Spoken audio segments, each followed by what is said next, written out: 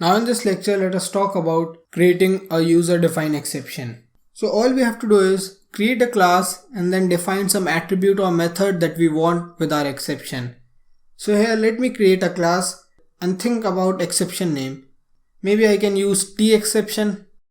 Sorry, but at this point of time, I am just getting this name. You can use coffee exception, you can use my exception, you can use any name about your exception. Basically, it should not any built-in function and you can use any name.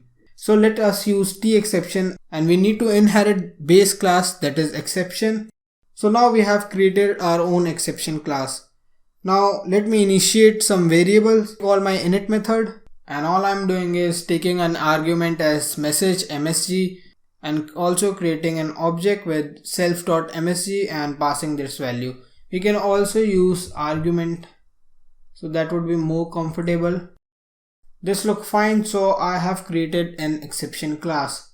Now let me use my own exception here. So currently I'm not doing any major thing, I'm just taking this value. Let me run this one and see how this goes. Now you can see I got the exact result which I was expecting. So you can see I'm getting a genuine exception.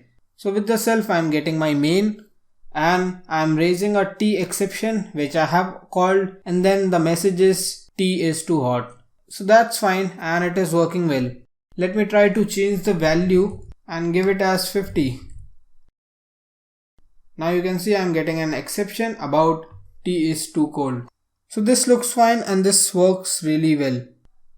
Now the best thing is we can play a lot more with our raise function. So I can add more values, I can add more messages here. And also I can create different exception class. Maybe for tea is too hot I can create different class.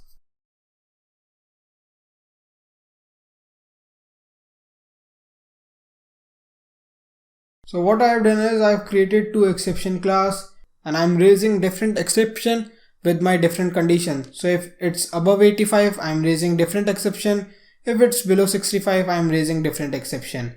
And now if I try to run this one, you can see I'm calling my tea cold exception because it's 50. By now you already know we can create different exception classes, we can raise exception, we can use try, except, else and finally. So that's all for our exception and errors. And we can play with lot more things.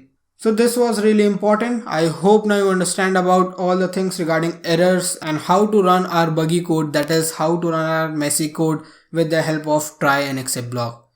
So that's all for this module. In the next module we'll be talking about lot more things with Python. So see you in the next one.